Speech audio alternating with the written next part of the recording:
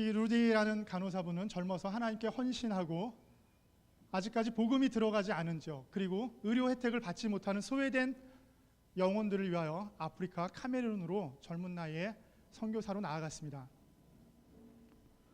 그녀는 홀로 외로웠지만 아프리카 카메룬의 구석구석을 다니면서 복음을 증거하고 또 하나님께서 허락하신 의수를 베풀었습니다. 캐시 물드인 83세, 그녀는 평생 의사로 일하다가 정년을 맞아서 연금을 받아도 될 나이에 아프리카 카메룬으로 가서 루디하고 같이 팀을 이루어서 아프리카 곳곳을 다니며 하나님의 말씀을 증거하고 약한 자, 가난한 자, 특별히 아픈 자들을 위하여서 전심으로 섬겼습니다.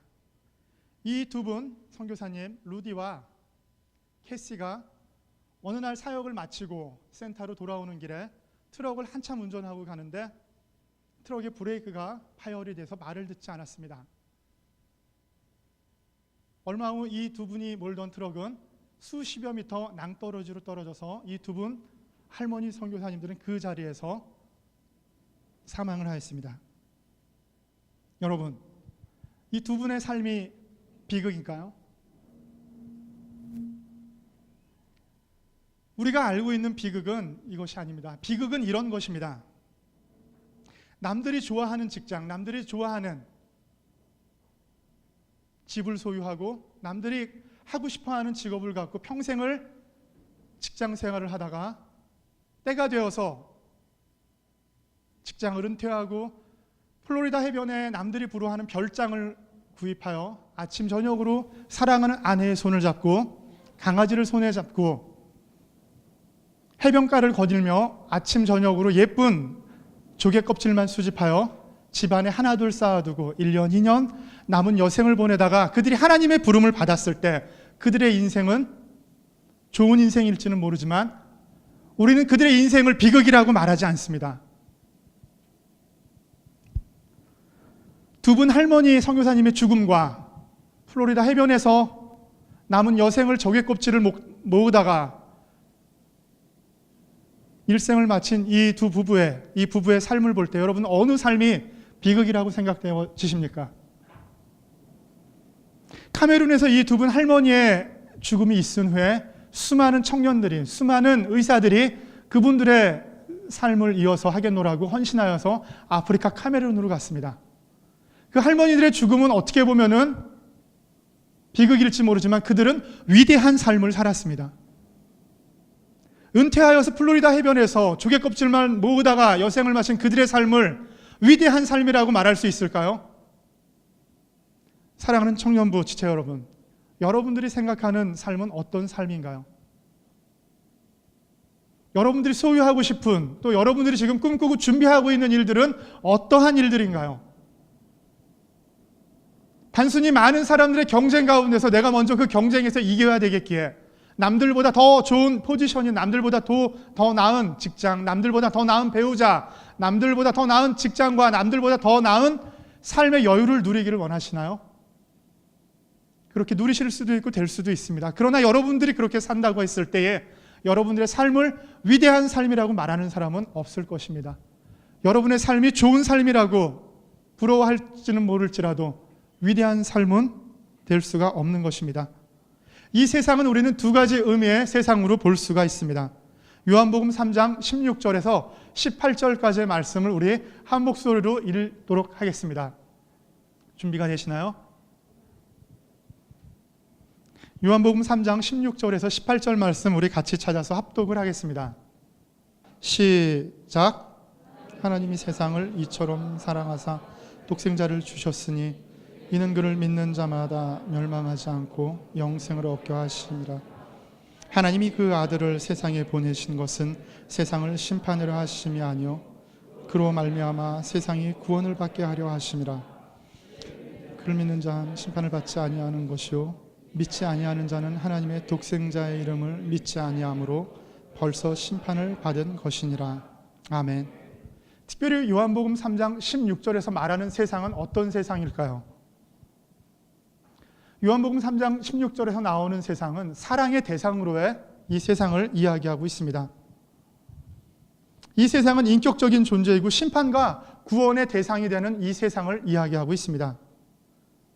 세상 사람들을 여기서 18절에서 말하고 있는데, 세상 사람들이라 함은 믿는 자와 믿지 않는 자를 모두 총칭해서 세상 사람들이라고 이야기하고 있습니다. 이 요한복음 3장 16절 이하에 나오는 세상은 외형적인 영역으로서의 세상입니다. 세상의 외형을 말할 때 우리는 믿지 않는 자와 믿지 않는 사람을 통틀어서, 또한 이 세상은 우리가 사랑할 대상이지 사랑을 받을 수 있는 대상이 아니라는 것을 말하고 있습니다. 다른 의미로서의 세상은 요한일서 2장에 나오고 있습니다. 내면적 정신으로의 세상, 외형적으로 우리가 세상을 보는 것이 아니라 내면으로 세상을 바라볼 수 있는 세상을 이야기하고 있습니다. 요한일서 2장 15절에서 17절 말씀을 같이 읽겠습니다. 나오나요? 이 세상이나 세상에 있는 것들을 사랑하지 말라. 누구든지 세상을 사랑하면 아버지의 사랑이 그 안에 있지 아니하니, 이는 세상에 있는 모든 것이 육신의 정욕과 안목의 정욕과 이생의 자랑이니 다 아버지께로부터 온 것이 아니요 세상으로부터 온 것이라. 이 세상도 그 정욕도 지나가되 오직 하나님의 뜻을 행하는 자는 영원히 거하느니라. 여기에서 말하고 있는 세상은 내면적인 세상을 의미합니다. 특별히 요한일서 2장 15절 말씀에 세상 및 세상에 있는 것들을 사랑하지 말라고 이야기하고 있습니다. 이 세상에 구성되는 요소를 세 가지로 요한일서 2장에서는 이야기하고 있습니다. 첫 번째로 육신의 정욕을 이야기합니다. 여기서 말하는 육신은 우리의 육신의 몸을 이야기하는 것이 아닙니다. 우리의 신체가 아닙니다. 하나님을 거스리고 반역하는 죄악된 인간을 육신으로 이야기하고 있습니다. 또한 정욕 또한 사람이 가지고 있는 욕심을 이야기하고 있습니다. 또한 세상을 이루고 있는 두 번째 구성 요소는 안목의 정욕을 이야기하고 있습니다. 하나님을 거스리는 인간의 욕심의 대부분이 눈을 통해서 자극받고 들어오는 것을 우리는 알 수 있습니다. 성경의 창세기 하와가 보암직하고 먹음직한 선악과를 보고 범죄한 것을 알고요. 또한 아간이 여호수아 7장에서 노력한 물건 가운데 외투와 또한 은과 또 많은 금덩이를 보고 그들의 눈이 죄악으로 갔던 것을 우리는 기억하고 있습니다. 또한 사무엘하 1장에서는 다윗이 저녁 때에 침상에서 일어나 왕궁 옥상을 거닐다가 한 여인이 목욕하는 것을 보고 죄악된 길로 가는 것을 우리는 알고 있습니다. 세 번째로 세상을 구성하는 요소는 이생의 자랑이 있습니다. 이생의 자랑은 자신의 신분이나 조건이나 성취와 관련하여서 자만하고 과시로 일관하는 것을 이야기하고 있습니다. 이 세상은 외형적인 영역으로서의 세상과 내면적 정신으로 보는 세상이 있다는 것이 여러분들이 알고 있는 세상에 대한 다른 관점입니다. 하나님께서는 이 세상을 사랑하셔서 죄악된 이 세상 가운데 또 저와 여러분들을 위하여서 그의 한 분밖에 없는 예수 그리스도를 이 세상에 보내주셨습니다. 하나님께서 예수님을 그의 하나밖에 없는 독생자를 보내주셨을진데 여러분들을 위하여서 더 무엇을 주시지 않으실까요? 무엇을 더 못 주시겠습니까? 하나님께서는 여러분들이 세상의 주인공으로 살아가시길 원하십니다. 조연이 아니라 여러분 한 분 한 분이 인생의 주인으로, 주연 배우로 살아가기를 원하십니다. 외형적 영역으로서의 세상은 월드라고 할 수 있습니다. 세상이라고 할 수 있습니다. 그러나 요한일서 2장에 나온 내면적 정신으로의 세상은 세속이라고 말할 수 있습니다. 세상과 세속은 다른 것입니다. 하나님이 사랑하신 것은 이 세상이지 세속이 아니었습니다.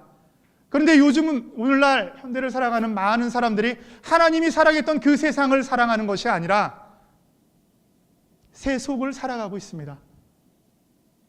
내면적 정신으로서의 세상을 사랑합니다. 그렇기 때문에 경쟁하고 남들이 가진 것보다 더 많이 소유하고 남들이 안 하는 것, 남들이 가려고 하는 길에 더 빨리 가려고 우리는 노력을 합니다. 토끼와 거북이가 경주를 했습니다. 근데 토끼와 거북이 경주에서 갑자기 거북이가 가다가 멈추고 토끼가 경주에서 이겼습니다. 어떻게 해서 토끼와 거북이 경주에서 이겼을까요? 거북이가 거북해서 멈췄기 때문에 그렇다고 합니다. 사랑하는 여러분, 얼마나 이 세상을 여러분 사랑하면서 살고 계신가요? 여러분들이 사랑하는 것조차도 깨닫지 못하고 살아갈 수 있습니다. 그러나 기억하시기 바랍니다. 여러분들이 사랑하는 거 하나님께서 사랑하셨던 이 세상이 아니라 여러분들이 지금 사랑하고 우선순위에 두고 있는 부분은 세속이라는 걸 생각하시기 바랍니다. 기억하시기 바랍니다. 우리가 세속을 따라 향하고 세속에 있는 것을 쫓아갈 때에 우리는 영원한 것을 놓칠 수밖에 없습니다. 영원한 것이 무엇인가요? 두 분 할머니 선교사님이 왜 그들의 편안한 여생과 안락한 인생이 보장된 삶을 뒤로하고 저 아프리카로 가서 왜 그 뜨거운 장렬하는 태양 아래 에어컨도 안 켜지는 트럭을 운전하면서 갑자기 트럭의 브레이크가 파열되어서 갑자기 그렇게 벼랑 끝으로 떨어져서 돌아가실 수밖에 없었을까요? 왜 그분들은 그 삶을 선택하셨을까요? 이 두 분 할머니의 우선순위는 영원한 곳에 있었기 때문에 그렇습니다.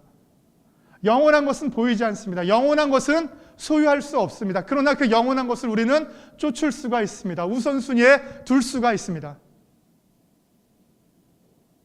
여러분들이 요즘 어떤 걸로 고민하고 기도를 하고 계신가요? 배우자를 위해서 기도하시고 간구하고 응답을 기다리시나요? 진로와 취업을 준비하고 계시나요? 졸업을 앞두고 계신가요? 혹은 입대를 앞두고 계신가요? 혹은 경제가 어려워 우리 가정의 경제를 내가 책임져야 되는데 이 가정에 있는 어려움들로 인하여 나 아니면 해결할 사람이 없기 때문에 신음하고 계시고 기도 중에 계신가요? 이 모든 것들은 영원한 것이 아니라는 것을 기억하시기 바랍니다. 영원한 것은 우선순위에서 여러분들에게 지금 밀리고 있습니다. 여러분들이 이 세상을 변혁시킬 수 있다고 생각하시나요? 많은 사람들이 이 세상을 변혁시킬 수 있는 사람은 뛰어난 지혜와 명예와 재물과 혹은 남들이 갖지 않은 그 어떤 것을 소유하고 있을 때에 이 세상을 변혁시킬 수 있다고, 바꿀 수 있다고 생각합니다. 그러나 이 세상은 그런 사람들에 의해서 변화되고 바뀌고 뒤집어지지 않았습니다. 이 세상을 변화시키고 뒤집었던 사람들은 똑똑한 사람도 아니었고 부자도 아니었고 많이 배운 사람도 아니었고 많은 것을 소유한 사람도 아니었습니다. 많은 사람들에게 주목받지 못하였지만 그들이 가지고 있는 작은 것 하나, 영원한 것 한 가지, 남들에게 도저히 내가 양보할 수 없는 그 한 가지, 그 영원한 것을 추구하고 끝까지 포기하지 않았던 그 이름 없는 사람들에 의하여서 이 세상은 변화되고 뒤집어져 왔습니다. 여러분들이 젊으니까 무엇이든지 지금 할 수 있다고 생각하시나요? 끓는 피를 어떻게든 주체해야겠는데 주체 못하시는 분이 계신가요? 우리들은 그릇되게 우리들의 인생을 해석할 때가 있습니다. 내 나름대로 결정하고 계획하고 이것이 하나님의 뜻이라고 거꾸로 맞추는 경우가 있습니다. 그러나 하나님의 계획 가운데는 모든 것이 협력하여 선을 이룬다는 것을 기억하시기 바랍니다. 여러분들이 실패하고 눈물 흘리고 사망의 음침한 골짜기를 지나셔야만 여러분이 준비하고 계획하고 원하는 그 자리까지 이룰 수가 있습니다. 야고보서 4장 1절 말씀엔 이런 말씀이 기록되어 있습니다. 너희 중에 싸움이 어디로부터 다툼이 어디로부터 나느냐? 너희 지체 중에서 싸우는 정욕으로부터 나는 것이 아니냐? 너희는 욕심을 내어도 얻지 못하여 살인하며 시기하여도 능히 취하지 못함으로 다투고 싸우는도다. 너희가 얻지 못함은 구하지 아니하기 때문이요 구하여도 받지 못함은 정욕으로 쓰려고 잘못 구하기 때문이라. 가늠한 여인들아, 세상과 벗된 것이 하나님과 원수된 것을 알지 못하느냐? 그런즉 누구든지 세상과 벗이 되고자 하는 자는 스스로 하나님과 원수되는 것이니라. 이 세상과 벗된 것을 가늠한 여인과 비교하고 있습니다. 하나님과 원수되는 것은 세상과 하나님 사이에 짝다리를 짓고 줄타기를 하는 것과 다르지 않습니다. 하나님께 온전히 여러분들이 헌신되고 하나님께 온전히 사로잡힌 바 된다면 여러분들은 하나님께 대가를 지불하셔야 돼요. 어떤 대가를 지불하셔야 되느냐고요? 시간과 물질과 삶을 들이셔야 돼요. 많은 사람들이, 특별히 우리들의 부모님 혹은 우리 주변의 많은 분들이 교회를 다니고 있지만 그들이 사업을 하고 또는 경영하는 일들이 있지만 어려움을 만나는 것을 볼 수가 있습니다. 여러분에게 한 가지 질문 드리겠습니다. 하나님의 말씀대로 온전히 순종하여서 사업을 하고 사업장을 경영하거나 직장을 다닌다면 그분의 사업은 어떻게 될까요? 하나님의 말씀대로 온전히 순종하여서 성실하게 납세하고 세금 낼 거 다 내고 이중장부 안 쓰고 직장에서 불의한 일에 타협하지 않고 하나님의 공의를 실천하는 직장 생활인들이 있다면, 그렇게 사업을 경영하는 분들이 있다면 그분들의 삶은 어떤 삶이 될까요? 형통한 삶이 될까요? 오늘의 현실은 그렇지 않습니다. 하나님의 말씀대로 100% 순종하여서 기업을 경영하시거나 직장 생활을 하신다면 그분은 반드시 망하게 되어 있습니다. 이것이 세상의 법칙입니다. 하나님의 말씀에 의지할 때는 망하는 것이 당연한 것입니다. 그런데 사랑하는 여러분, 우리 주변에, 우리 부모님이나 주변에 있는 분들 중에 열심히 교회에서 섬기시고 봉사하시고 활동하시는 분 중에 하나님의 말씀에 순종하여서 망한 분을 본 적이 있으신가요? 하나님의 말씀대로 했더니 내가 이렇게 홀라당 다 끝났다라고 고백하는 분들을 만나보신 적이 있나요? 쉽게 만나기가 쉽지 않습니다. 많은 분들이 주일날 나와서 예배당에서 하나님의 말씀을 받고 은혜를 받고 하나님의 말씀대로 살겠다고 다짐을 하며 예배당을 나섰지만 예배당을 나가는 그 순간 신자의 옷은 벗어놓고 고이 개켜놓고 세상 사람과 다름없이 세상으로 나아갑니다. 일주일 동안 세상 사람들과 동일한 경쟁과 동일한 상황 가운데서 살다가 다시 주일을 맞아서 교회에 도착해서 예배에 들어오기 전 다시 신자의 옷을 갈아입고 찬양하고 예배하고 하나님의 말씀을 듣고 다시 예배당을 신자의 옷을 벗어놓고 예배당을 떠납니다. 그렇기 때문에 그 삶에 변화가 없고 기적이 없고 망할 수가 있는 상황이 만들어지지 않는 것입니다. 하나님을 신실하게 끝까지 신뢰하며 믿는 사람의 삶은 반드시 망해야 되는 것입니다. 하나님 안에서 망했을 때 천지 만물을, 세상을 말씀으로 창조하신 하나님께서는 그 망한 그 현장에서 다시 한번 그분을 일으켜 세우실 줄로 믿습니다. 하나님의 사람은 처음부터 승승장구하는 것이 아닙니다. 하나님의 말씀으로 완전히 망하고 뒤집어지고 사망의 음침한 골짜기를 지난 후에 하나님의 생명의 길로 의인으로 나오는 것입니다. 사랑하는 여러분, 여러분들의 인생이 망하기를 원합니다. 예수 그리스도 한 분만으로 망하는 인생 되기를 원합니다. 여러분들이 엎드러져 있을 때, 쓰러져 있을 때 여러분은 혼자가 아니십니다.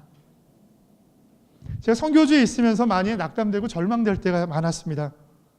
많은 영적인 눌림도 있고요. 이슬람이 많은 주도적인 나라이기 때문에요.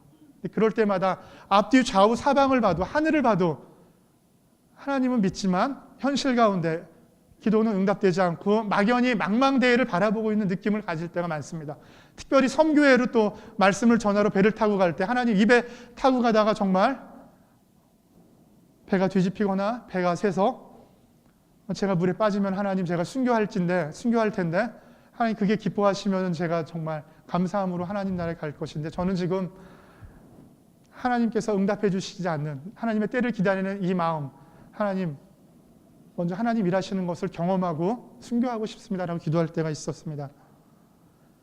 그럴 때 제가 우연히 들었던 찬양이 주님 여기 계시게라는 찬양이에요. 그 찬양 가사 중에 주님 여기 계시기에 이 깊은 바다가 반석이 되어 반석 위를 내가 걸어갑니다라는 찬양이에요. 여러분들이 어떠한 인생, 어떤 어려움 가운데 있으신지는 모르지만 만약에 여러분들이 삶 가운데 앞뒤를 봐도 망망대해에 나 혼자 있는 것 같고 정말 심연 같은 바다만이 여러분 앞에 펼쳐져 있으실 때 하나님을 의지하셔서 그 바다에 발을 내딛는 여러분들 되시길 바랍니다. 여러분들이 믿음으로 발을 떼어내시는 그 순간 그 깊은 바다가 반석이 되어 여러분이 걸어가게 되실 줄로 믿습니다. 하나님께서는 우리를 통하여 오늘도 일하고 계십니다. 여러분을 통하여 일하고 계십니다. 특별히 우리 신일교회 청년들을 통하여 일하고 계십니다. 여러분들 안에서 하나가 되기를 원합니다. 여러분들이 하나가 되지 않을 때 하나님의 역사는 우리 모임 가운데 일어나지 않습니다. 하나님의 기적은 일어나지 않습니다. 제가 청년부 임원으로 섬길 때에 저희 모교회에서 청년부 임원으로 하면서 제가 새가족들을 담당했던 적이 있습니다. 한 청년이 지방에서 상경해가지고 서울에서 생활을 하는데 저희 교회 청년부에 등록을 하고 한 주를 등록해서 오고 그 다음 주 두 번째 등록을 해서 왔어요. 근데 제가 새가족 양육을 하고 같이 다른 청년 지체들하고 교제하고 같이 좀 우리 모임에 함께하기를 원했지만 많은 청년 지체들이 자기네 그룹, 자기네 모임, 자기네 회원들끼리만 예정되어 있던 모임이 있었기 때문에 그 친구가 어느 모임에도 들어가지를 못했어요.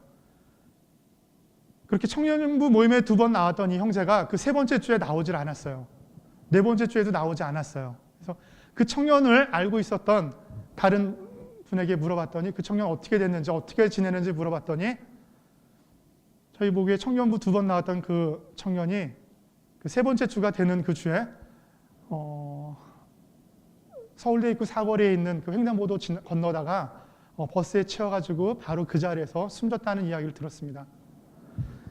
저는 그 일 이후에 저희 청년부에서 많이 회개도 했지만 정말 우리 모임 안에 사랑이 있나, 우리 모임 안에 정말 우리가 민노력하면서 형제 자매를 위하고 그들을 섬긴다고 하고 그들을 위해서 우리가 기도하고 새 가족을 청년부 부흥을 위해서 눈물로 기도하였던 우리들이 정말 하나님 앞에 바로 서 있는 우리 청년부가 맞나 되돌아보면 많이 회개하였던 기억이 있습니다. 사랑하는 신일교회 청년부 여러분, 여러분들 가운데 새 가족이 왔을 때 얼만큼 환영하시고 얼만큼 그들을 그리스도의 사랑과 심장으로 품고 계신가요? 저는 조금 시간이 지나고 나서 그 친구가 김철이란 친구였는데 저희 교회 모교회 청년부에 왔던 그 2주간의 시간, 그 친구가 왔던 이유는 하나님께서 보내주셨던 거라고 생각을 했어요. 천사를 보내주셔서 정말 식어져가고 죽어져가고 메말라져가는 우리 청년부 모임 가운데 다시 한번 사랑이 회복되고 다시 한번 생명이 흘러가는 계기가 되었습니다. 바라옵고 원하기는 우리 사랑하는 신일교회 청년부 안에도 그리스도의 생명이, 그리스도의 사랑이 흘러가기를 주님의 이름으로 축원합니다. 제가 사역하는 인도네시아를 잠깐 소개해 드리도록 하겠습니다. 인도네시아는 이 지구에서 전 세계 나라 중에서 섬이 가장 많은 나라입니다. 17,000개의 섬이 있는 나라고요. 180여 종족이 살고 있는 나라입니다. 180여 종족이 살고 있다는 말은 각 종족마다 먹는 것과 입는 것, 그리고 말하는 것, 풍습이 다 다르다는 것을 의미합니다. 인도네시아는 14세기 이전에는 네덜란드가 400년 동안 식민지하기 이전에는 50여 개의 왕국으로 이루어졌던 나라였습니다. 네덜란드가 향유를 독점으로 수입하기 위하여서 동인도 회사를 내세워서 인도네시아를 하나의 왕국으로 만들어서 식민지 치하에서 400년 동안 지배했던 나라가 인도네시아입니다. 인도네시아는 전 세계 인구 중에 2억 4,500만, 전 세계 4위 인구 대국입니다. 인도네시아는 종교의 자유가 있는 나라입니다. 종교의 자유가 있지만 5개의 종교를 공식적으로 인정하는 나라입니다. 힌두교와 불교와 이슬람과 불교, 캐톨릭과 기독교를 인정하는 나라입니다. 하지만 절대 다수 87%의 2억 1천만 명의 사람이 이슬람으로 살아가는 나라가 인도네시아입니다. 단일 국가로서는 가장 많은 이슬람이 살고 있는 나라가 인도네시아입니다. 인도네시아 하면 야자나무를 쉽게 떠올리시고요. 오른쪽 위에 보시면 인도네시아에 있는 자카르타에 있는 이슬람 사원인데 동남아시아에서 가장 큰 이슬람 사원입니다. 동시에 10만 명이 예배를 드릴 수 있는 이슬람 사원이고요. 이건 그 내부에서 예배를 드리는 모습입니다. 대부분의 대통령들이 인도네시아와 수교를 하거나 국빈들이 인도네시아를 방문하면은 이슬람이 아닌데도 절대 다수가 이슬람이기 때문에 그들의 정서를 이해한다는 차원에서 가장 큰 이슬람 사원을 인도네시아 대통령과 함께 방문하여서 저 마당에서 거닐면서 담소를 나눈다든지 꼭 저 이슬람 사원에, 중앙 이슬람 사원에 방문한 것으로 인하여서 인도네시아 국민들에게 지지를 얻게 되는 것을 보게 됩니다. 다음 사진을 보시면요, 인도네시아는 전 세계 면적 중에서 미국보다도 조금 작은 나라입니다. 이 많은 섬들을 다 육지로 환산하면은 미국의 영토의 90% 정도의 영토가 되는 나라입니다. 서쪽에서 동쪽까지의 길이는 4,900km입니다. 잘 이해가 안 되는데요. 런던에서 모스크바까지 비행기 타고 가는 거리가 인도네시아 서쪽에서 동쪽까지 가는 거리라고 합니다. 같은 나라이지만 서쪽과 동쪽이 시차가 7시간이 있습니다. 우리가 인도네시아 하면은 발리나 빈탄 같은 데를 많이 휴양지를 떠올리시는데요. 인도네시아는 아직도 사람들의 발길이 들어가지 않은 천여림이 있고 원시림이 있는 땅, 또 미존도 종족이 살고 있는 그런 원시 밀림이 있고 그 안에서 50여 미존도 종족이 아직도 살아가고 있습니다. 그들의 언어가 없고 거의 벗고 살고 어로 수렵 채취 생활을 하는 미존도 종족이 아직도 있는 나라가 인도네시아입니다.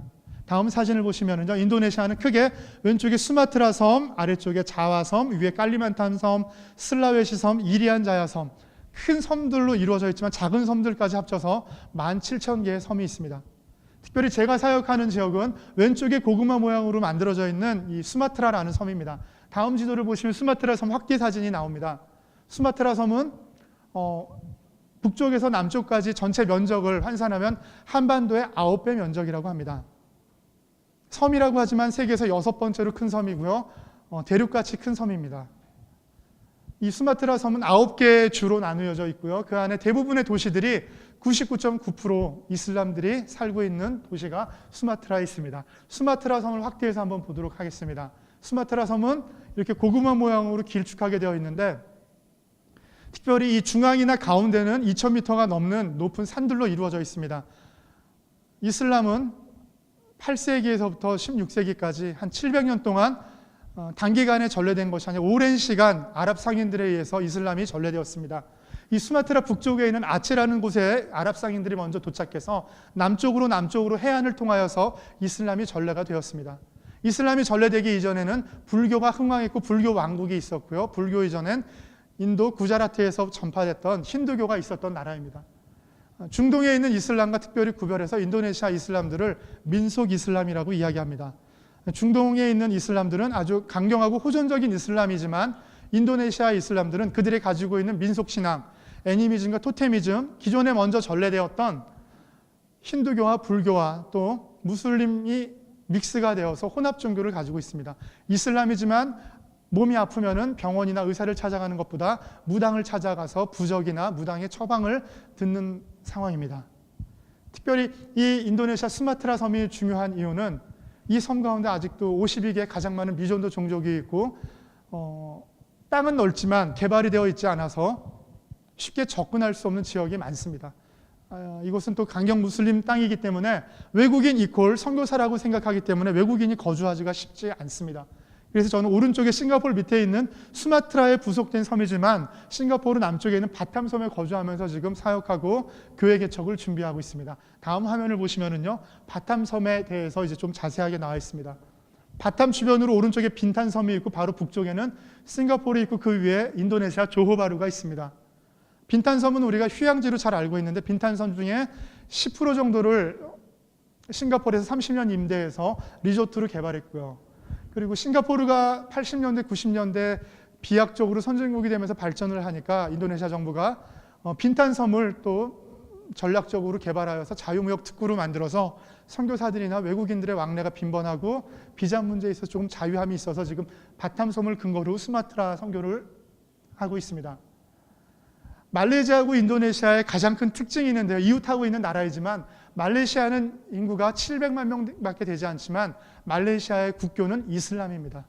그래서 말레이시아 공항이나 항구에서 성경책을 가지고 입국하다가 적발이 되면 바로 감옥에 가서 구류를 당하게 됩니다.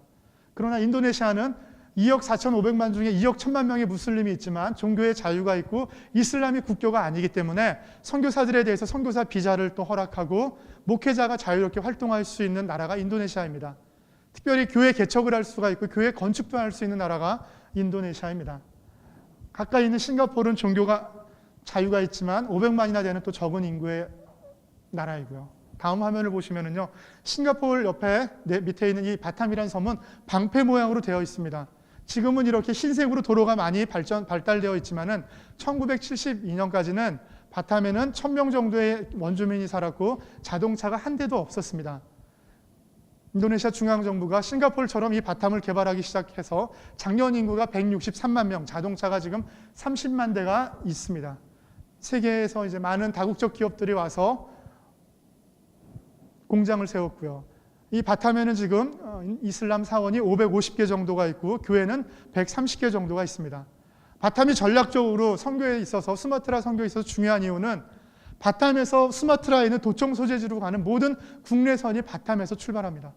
그렇기 때문에 수마트라에 있는 도시 가운데 가정교회로 모이고 교회 십자가를 달거나 교회 간판을 세울 수 없고 가정에서 모이는 크리스찬 가정교회들 방문하여서 그들의 사역자들을 훈련하고 가정교회를 돌보는 일을 바탐을 근거로 하여서 섬기고 있습니다.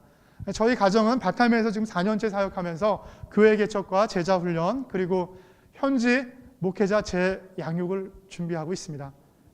지금 진행하고 있습니다. 얼마 전에 하나님께서 은혜를 주셔서 1, 2, 3층 90평 정도의 건물을 하나님께서 허락하여 주셔가지고 그 건물 3층에서는 IMTI라고 인도네시안 미셔너리 트레이닝 인스티튜트이라고 인도네시아 사람 중에서 선교사 후보생을 선발하여서 선교사로 훈련하는 일들을 감당하고 있습니다. 인도네시아가 한국보다 먼저 230년 전에 복음이 들어왔지만 아직까지 인도네시아에 있는 교회들은 자기 민족을 향하여서 자기 자국 내에 있는 미전도 종족을 향하여서 복음을 들고 나아가지를 못하고 있습니다. 하물며 해외로 선교사가 파송되어 나간다는 것은 꿈도 꾸지 못하고 있는 상황입니다. 이러한 상황 가운데 현지 목회자들과 함께 재교육하면서 현지 목회자들과 기도 모임을 초교파적으로 나누면서 그들 가운데 또 그들의 교회 가운데 헌신된 주의 청년들을 선교사로 훈련하여서 6개월 동안 선교학을 가르치고 신학을 가르치고 숙식을 같이 하면서 합숙하면서 훈련하여서 가까이에 있는 라오스나 미얀마나 스리랑카로 파송하려고 준비를 하고 있습니다. 인도네시아는 2억 1천만 명의 무슬림이 있지만 마음껏 노방전도를 할 수 있는 나라는 아닙니다. 자기의 종교를 강요할 수는 없기 때문에 교회를 개척하고 교회 안에서 예배드리는 것은 허용이 되지만 복음을 마음대로 길에 나가서나 다른 사람에게 전할 수는 없는 상황입니다. 특별히 인도네시아에서 크리스찬으로 살아간다는 것은 메이저가 아닌 마이너로 살아가는 것을 의미합니다. 가장 번화하고 부자들이 살고 교통이 편리한 동네는 대부분 무슬림들이 살고 있고 크리스찬들이 살고 있거나 교회가 개척된 곳은 쓰레기를 버리는 곳이나 교통이 불편하거나 산속에 아주 깊은 곳에 들어가서 교회 공동체나 크리스찬들이 사는 마을이 형성되어 있습니다. 재작년에 슬라웨시 섬 암본이라는 도시에서는 예배 도중에 한 청년이 교회에 찾아와서 이제부터 나는 이슬람이었는데 기독교를 개종하고 예배를 드리고 예수 그리스도를 마음에 모시겠다라고 한 청년이 교회에 들어와서 예배를 드렸습니다. 그 암본이라는 도시에서 예배를 드린 후에 예배를 다 마치고 성도들이 교회 마당에 제일 많이 모여 있을 때에 이 청년은 그 중심에 가서 자기 가슴에 가지고 갔던 폭탄을 터뜨려서 자기도 죽고 많은 교회 지체들이 죽거나 다치는 일이 있었습니다. 특별히 인도네시아에서는 사람이 죽거나 아니면 어떤 폭발 사고가 있거나 끔찍한 사건, 사고가 있을 때에 그걸 모자이크 처리하지 않고 실물이나 사진 그대로 TV나 신문에 내보냅니다. 이 청년의 목 밑에는 다 찢어지고 사라지고 목 위에 부분만 신문에 나온 것을 봤는데 눈을 뜨고 미소 지으면서 이 청년은 죽었습니다. 이슬람에서는 이 친구를 순교했다고 이야기하죠. 어느 교회나 새 가족이 오는 것을 환영하고 또 어느 교회나 한 영혼이라도 더 하나님께로 인도하려고 노력하지만 이슬람 강경주의자들은 그것을 이용하여 또 교회를 핍박하고 교회 가운데 가해를 하고 있는 것이 오늘 인도네시아의 현상입니다. 인도네시아는 크리스찬이 된다는 것을 집안에서 호적을 파는 것 이상으로 불이익이 있다고 합니다. 가족 가운데에서 모든 것이 끊기고 직장을 얻을 때 많은 제약이 있고 또 결혼에 있어서나 혹은 자기가 할 수 있는 사회적인 모든 활동에 있어서 크리스찬들은 제한이 되는 것들이 너무나 많습니다. 특별히 제가 기도하고 준비하는 것은 이렇게 개종하고 이슬람에서 개종하고 그리스도를 영접한 청년들이나 그리스도를 영접한 사람들을 위하여서 그들을 위하여 직업을 줄 수 있는 직업학교와 또 그들을 위한 공동체를 기도하면서 준비하고 있습니다. 인도네시아에 있는 많은 청년들은 노방전도를 통하여서 혹은 누구의 권유를 통하여서 예수 그리스도를 받아들일 수가 없습니다. 오늘날 하나님께서 인도네시아에서 일하시는 방법은 집단 회심, 집단 개종과 꿈 가운데 환상으로 계시하여서 많은 사람들이 예배당으로 나오고 있습니다. 집단 회심이라는 것은 각 마을이나 공동체들이 시족 중심으로, 혈연 중심으로, 종족 중심으로 만들어져 있는데 그들의 종족 가운데 우두머리에게 하나님이 계시하셔서 꿈 가운데 나타나셔서 그들 대표가 회심하여서 예수 그리스도를 영접하여서 그 커뮤니티 전체가 예수님께로 돌아오는 일에 비일비재합니다. 또한 꿈 가운데 지난밤에 내가 꿈을 꿨는데 예수 그리스도가 꿈에 나타나셔서 너 내일 나일이 밝거든 어디에 있는 교회에 찾아가서 어느 목사님을 만나서 세례를 받고 그 교회에서 신앙생활을 하라고 예수님이 꿈에 나타나서 그렇게 선명하게 말씀해 주셔서 교회로 찾아오는 사람들이 계속해서 늘고 있습니다. 오늘날 인도네시아에서는 성령 사역이 아주 활발하게 일어나고 있습니다.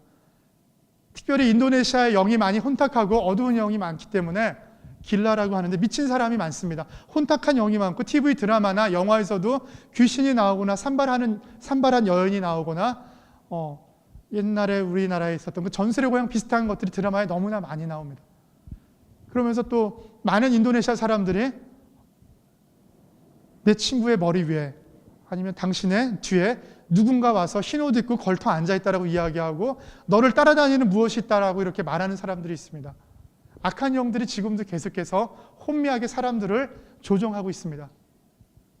그 악한 영적인 싸움에서 많은 선교사님들이 성령 사역을 통하여서 성령의 이름으로 예수 그리스도의 이름으로 귀신을 쫓아내고 그들이 온전한 사람이 될 수 있도록 계속 안수하고 하나님께서 역동적으로 일하시고 계신 곳이 인도네시아 땅입니다. 사랑하는 신일교회 청년 여러분, 여러분들이 추구하는 것은 영원한 것이 맞나요? 가치 있는 것을 여러분들이 최우선순위에 두고 계신가요? 여러분들이 간절히 기도하고 하나님께 어떤 한 가지를 서원하고 간구하고 있다면 여러분들은 그것에 대한 대가를 반드시 지불하셔야 됩니다. 그것에 대한 헌신이 선행되어야 합니다. 양다리를 걸쳐서는 안 돼요. 인도네시아에서 많은 사람들이 배를 타고 다니고 배를 자기네 집 앞에 이렇게 묶어둡니다. 배를 말뚝에 끈을 가지고 묶어놨을 때 밀물이 되어서 물이 들어왔을 땐 당연히 그 배는 물 위에 떠 있지만 썰물이 되었을 때 그 배는 갯벌 위에 나뒹굴게 됩니다. 하지만 지금 물이 없다고 해서 그 배가 땅 위에 갯벌 위에 나뒹군다고 해서 그 배가 다른 곳으로 가는 것은 아닙니다. 말뚝에 묶여져 있기 때문에 다시 한번 시간이 지나서 밀물이 되어 물이 차오르면 그 배는 물 위에 떠오르고 그 말뚝에 묶여져 있던 끈에 의해서 그 배는 언제든지 그 주인이 원할 때 배를 타고 이동할 수가 있는 것입니다. 여러분들이 무엇을 하시든지 어디에 가시든지 무슨 일을 하시든지 간에 성령 하나님께 묶여 계시다면 여러분들은 그리스도 안에 묶여서 언젠가 하나님께서 예비하신 그때가 되어서 밀물이 되었을 때 은혜의 배를 타고 저 멀리 저어가실 줄 믿습니다. 여러분들 청년의 때 단 한 번뿐인 인생 불꽃같이 살아가는 여러분들 되시길 원합니다.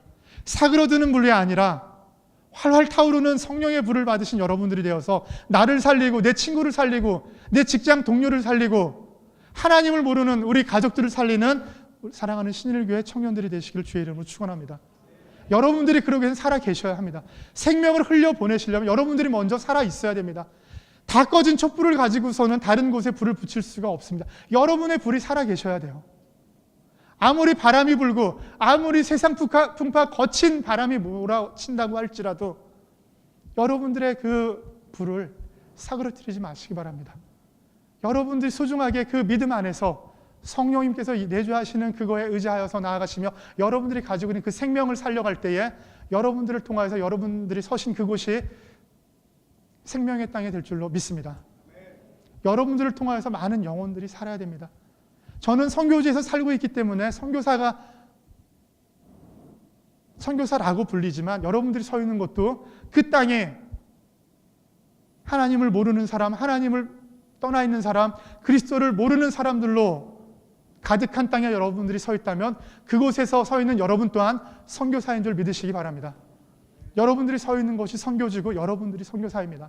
여러분들이 보내는 선교사, 여러분들이 무릎 선교사라는 것을 잊지 마시기 바랍니다.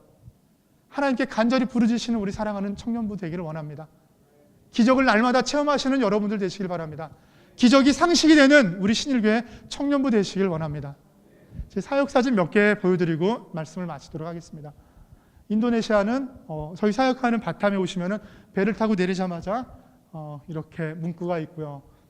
인도네시아 이슬람 사원입니다. 이렇게 좀 초라한 사원은 동네마다 마을마다 거리 제한 없이 한 집 건너 하나씩 이슬람 사원이 있을 정도로 건축이나 이슬람 사원에 대한 제한이 없습니다. 이렇게 작은 동네마다 사원이 있는 반면 다음 사진을 보시면 이거는 이제 바탐에서 제일 큰 이슬람 사원이에요. 대부분의 이슬람 사원이 돔형으로 동그란 지붕을 하고 있지만 여기는 특별히 피라미드 모양처럼 사각뿔 모양으로 이슬람 사원을 만들었고 1층에서 5층까지 전체가 이렇게 뚫려 있어가지고 저 안에 들어가면 되게 시원합니다. 그래서 이슬람 사람들이 하루 5번 기도하고 기도할 때마다 이슬람 성전에 모이고 금요일 날 낮 12시에는 남자들이 이슬람 전통 치마 바지를 입고서 모여서 저 성전에서 기도를 하지만 기도 이외의 시간에는 이슬람 사원 안에가 시원하기 때문에 낮잠 자는 사람들로 가득합니다. 여기는 이제 수상가옥 교회인데요. 팀들이 왔을 때 방문하는 건데 이렇게 하늘색으로 페인트 칠해져 있는 교회가 이제 수상가옥 교회입니다. 이게 숨부키 섬에 있는 교회인데 인도네시아 사람들은 수상가옥 짓는 것을 섬 위에 땅 위에 짓는 것보다 선호합니다. 섬 위에 짓지 않고 물 위에 수상가옥을 짓는 이유는 여러 가지 장점이 있기 때문에 그렇습니다. 첫 번째 장점으로는 시원하기 때문에 그렇습니다. 바다하고 접하고 있어서 해풍이 불기 때문에 시원하고요. 두 번째로 해충이 없습니다. 세 번째로 쓰레기나 배설물을 마음껏 바다로 던질 수 있고 버릴 수 있기 때문에 수상가옥을 선호합니다. 그래서 큰 일이나 작은 일을 봐도 저 물에 다 떠내려가고 아이들은 또 거기서 수영하고 또 저녁거리가 없으면 저기에서 낚싯줄을 들이워서 또 물고기를 낚아서 생선을 가지고 또 반찬을 만들어 먹기도 합니다. 가끔가다 고기가 먹고 싶으면 배를 타고 이웃 섬에 가서 멧돼지나 날짐승을 잡아서 먹기도 합니다. 이 섬에 살고 있는 사람들은 자녀들이 교육의 혜택을 전혀 받지를 못해요. 자기 아버지도 어머니도 할아버지 할머니도 계속 이런 섬에서 수상가옥에서 살았기 때문에 자기들도 계속해서 그러한 삶의 연장선에서 살아가는 거죠. 이들에게 가장 귀한 것은 쌀입니다. 그리고 돼지고기 같은 육류의 음식들을 이들은 희귀하게 생각을 하고 생선이나 아니면 바다에서 나는 바닷개 같은 것들을 통해서 물물 교환을 통해서 쌀이나 고기들을 교환해서 생활하고 있습니다. 여러분들이 만약에 인도네시아 바탐으로 단기 선교를 오시면 이런 배를 타시고 이렇게 짧게는 15분, 20분, 길게는 2시간, 3시간 정도 배를 타고 수상가옥 교회에 가서 여러분들이 사역을 하시게 됩니다. 다음 사진을 보시면은 인도네시아 현지 교회 주일학교 예배입니다. 인도네시아는 이렇게 번듯하게 타일이나 콘크리트로 지어진 교회도 있지만 바나나 껍질로 지붕을 만들어서 비만 들이치지 않게 만들어서 드리고 있는 예배당도 있고요. 아직 예배당을 건축할 여력이 되지 않아서 성도들의 집사님이나 장로님의 가정에서 예배드리고 있는 교회가 아직도 많이 있습니다. 다음 사진을 보시면은요, 이거는 소망초등학교라고 저하고 동역하시는 우리 선배 선교사님하고 같이 섬기는 초등학교인데요. 1학년에서 6학년까지 163명 정도의 아이들이 공부하고 있고 매주 금요일마다 예배가 있어서 예배 시간에 예배를 드리고 한국에서 이제 단기 선교팀들이 오시면 같이 이제 풍선 아트도 하고 여러 가지 활동을 하면서 같이 기독교 초등학교 아이들하고 교제하는 시간을 갖습니다. 인도네시아는 되게 건물을 짓기가 쉽습니다. 비만 들이치지 않고 해충만 들어오지 않을 정도로 만들면 되기 때문에 냉난방을 할 필요도 없고요. 그래서 아주 쉽게 학교도 건축할 수 있는 나라가 인도네시아입니다. 저 벽화는 한국에서 순회선교단에서 디자인을 전공한 자매가 와가지고 3주 동안 있으면서 디자인을 하고 이렇게 벽화를 그려주고 갔습니다. 다음 사진을 보시면은요, 이거는 또 온누리 교회에서 작년에 온누리 교회 주일학교 테마가 노아의 방주 노아였는데 그 노아에 대해서 이제 역할극하고 연극을 준비하고 오셔가지고 같이 아이들과 사역을 하고 사역 마치시고 6학년 아이들하고 사진을 찍었던 모습이고요. 다음 사진을 보시면은요, 인도네시아 보통의 먹거리입니다. 위에 보시면 이제 야자 열매가 있죠. 야자 열매, 야자나무에서 바로 따가지고 저렇게 이제 파는데 하나 가격이 300원 정도입니다. 저 안에 한 1리터 정도의 이제 야자 수액이 있고요. 그리고 이제 왼쪽에 보시면 이제 나물같이 생겼는 저건 이제 국수 종류인데 인도네시아 사람들은 이제 쌀이 1년에 산모작으로 흔하기 때문에 쌀국수나 쌀로 만들어진 음식을 많이 먹습니다. 이 밑에 있는 뭐 찐빵이나 이러한 작은 먹거리 같은 것들은 튀김들이 또 많이 있는데 이것은 제가 라마단 기간에 찍은 사진이에요. 이슬람들은 1년에 30일씩 라마단 금식 기간을 지내는데 해가 떠서 동이 터서 해 지기까지 입에 물이나 일체 음식을 대지 않습니다. 그리고 침도 삼키지 않기 때문에 침을 삼키면 또 음식을 먹는 것과 동일하게 생각하기 때문에 침을 뱉어가면서 낮 시간 동안에 금식을 합니다. 그래서 해가 지고 나서 이슬람 사원에서 종소리가 나거나 방송이 나오면 그때부터 이제 먹기 시작하는데 하루 내내 금식을 하기 때문에 바로 음식을 밥이나 면을 먹을 수 없기 때문에 물 종류로 된 것들을 만들어서 먹습니다. 여기 이제 컵으로 되어 있는 것들이 이제 설탕이나 아니면 열대 과일들을 작게 잘라가지고 이슬람들이 라마단 기간에 금식이 끝나고 먹으라고 시작할 때 이제 제일 먼저 먹는 음식들이죠. 단 음식들을 주로 많이 먹습니다. 다음 그림을 보시면은요, 인도네시아 보면 이제 대중교통은 소형 미니버스도 있지만 대부분 이제 오토바이 택시나 이런 자전거, 인력거 같은 거를 타고 다니고 대부분의 사람들이 이제 오토바이를 가지고 교통 생활을 영위하고 있습니다. 이것 타고 한 15분, 20분 가는데 이것도 비용이 500원 정도밖에 되지 않습니다. 이거는 이제 빼짝이라고 하는 현지 교통수단이고요. 특별히 이제 뚱뚱하신 분이나 이제 형제들 중에 체격이 있는 분은 혼자 타는데 좀 운전하시는 분들 봐가면서 단기팀들이 오면 태워드리죠. 되게 좀 연로하신 분이 운전하는데 어떤 청년이 좀 아무것도 모르고 타가지고 좀 민망했던 적이 있는데 이런 또 대중교통이 있고요, 인도네시아에. 다음 사진을 보시면은요, 아까 보셨던 그 승부기선 수상가옥 옆에 이렇게 또 배를 정박해 놓고 아이들이 밀물이 되면 이렇게 수영을 하고 또 마음껏 놉니다. 여기가 놀이터고 이들의 또 하루의 삶과 또 날마다 반복되는 무료한 시간을 달래는 이 친구들의 유일한 놀이터죠. 깊이가 2m, 3m 정도가 되는데도 아이들은 되게 겁없이 수영도 하고 저기서 또 물고기도 잡고 또 저 뒤에 있는 배를 또 아이들이 노져서 나가기도 합니다. 다음 사진을 보시면은요, 소망초등학교 이제 수업이 끝나고 귀가하는 모습인데요. 지금 몇 명이 타고 있냐면은 4명이 타고 있는데 보통의 이제 오토바이가 이 정도고요. 뭐 6명, 8명, 9명까지 탑니다. 뒤에 깐난이를 포대기로 해서 없는 것까지 하고 앞에 앉고 막 목에까지 하고서 고개 오토바이 같은 것을 타기도 하는데 보통 6, 7살만 돼도 오토바이를 운전할 줄 압니다. 인도네시아에서는. 다음 사진을 보시면은요, 저희 안에 장윤희 선교사가 이제 소망초등학교에서 음악을 가르치는 그 사진이고, 인도네시아 학교는 아침 7시 반에 등교해서 오전 10시에 하교를 합니다. 배우는 게 얼마 없어요. 그렇기 때문에 아이들이 학교에서 주요 과목만 공부하지 음악이나 미술이나 체육이 없기 때문에 단기 선교팀들이 오면 짧은 기간에 음악이나 미술 활동, 체육 활동을 많이 하고요. 그렇게 아침 7시 반에 등교해서 10시에 하교하는 이유는 10시 이후가 되면 더 뜨겁기 때문에 더워서 공부를 조금 하는 이유도 있고, 또 선생님들이 대부분 아이들을 하교시킨 다음에는 다른 직업을 가지고 일을 합니다.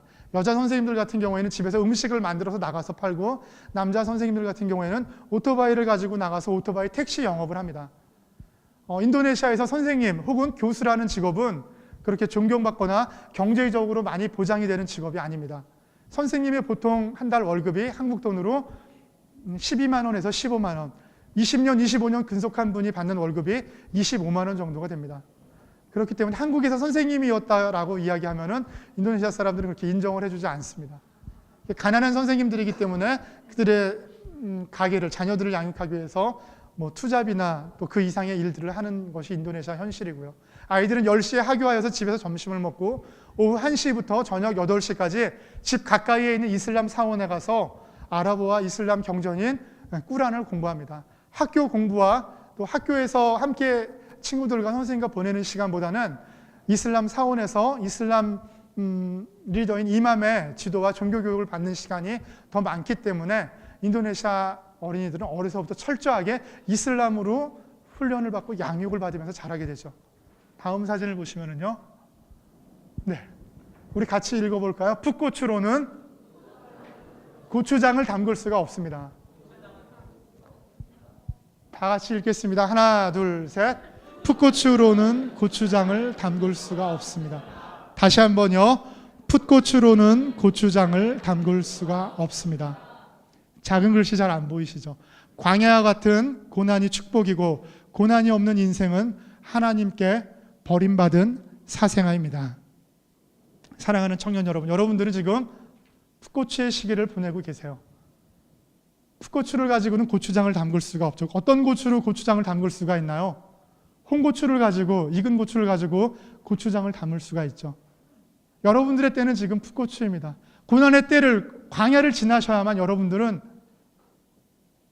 고추장을 담을 수 있는 고추가 되는 것처럼 광야를 지나셔야만 여러분들 하나님께 쓰임받고 여러분들 인생 가운데 책임지실 수 있는 여러분들이 될 수가 있습니다. 사랑하는 여러분, 청년의 때에 힘들다고 돌아가려 하시거나 피하려 하시거나 책임을 다른 사람에게 넘기지 마십시오. 여러분들이 그것을 딛고 넘어가셔야지만 하나님께서 그 다음 단계에 예비되신 복을 여러분에게 예비하고 계십니다. 그 복이 뭔지도 모르는 분이 계세요. 기도하십시오. 내가 무엇이든지 할 수 있다라고 자신감에 충만한 분들이 계시다면 겸손해지시길 바랍니다. 하나님께서는 낮아지는 자를 들어 쓰시는 분입니다. 여러분들이 낮아지실 때 여러분들은 사라지고 나는 사라지고 예수로만 가득한 인생 될 때 하나님께서는 여러분들을 더 귀히 여기시고 높여주실 줄로 믿습니다. 다음 사진 볼까요? 우는 사람과 함께 울라. 아까 이거는 유년부에서 제가 함께 봤던 사진인데요. 양파를 잘랐는데요. 사람의 눈 모양처럼 되어 있죠. 한 방울의 눈물이 보이시나요? 믿음이 좋으신 분들만 보입니다. 눈물을 흘리려면 우리 양파를 가거나 팔을 다듬거나 마늘을 까도 맵죠. 근데 여러분들이 흘리셔야 할 눈물은 가난한 자, 외로운 자, 고통받는 자를 위하여서 눈물을 흘리셔야 합니다. 아직까지 여러분 자신을 위하여서 눈물로 통회하며 기도해 본 적이 없으신가요? 그러한 시간을 꼭 가지시길 바랍니다. 하나님 앞에, 십자가 앞에 여러분들의 모든 것을 내려놓고 그 십자가를 통과하셔야지만 여러분들은 하나님을 더 인격적으로 만나시고 하나님께서 일하시는 그 주도권을 내어드릴 수가 있습니다. 다음 사진 볼까요? 다음이요. 백백이 잃은 제로. 아시나요? 이거에 대한 의미를? 우리가 많은 것을 이루었고 많은 것을 했다 할지라도 모든 것을 소유했다고 했을지라도 하나가 없으면 아무것도 아닌 것이죠. 사회적으로는 성공하여서 많은 사람들이 남 부러워할 만큼 내가 지위에 오르고 내가 모든 것을 소유하고 결혼에 성공했고 직장에서 성공했고 사업에서 성공했을지라도 그에게 예수 그리스도 하나가 없다면, 예수 그리스도 한 분이 빠져 있다면 아무것도 아닌 것입니다. 여러분들 세상 것을 부러워하거나 쫓지 마세요.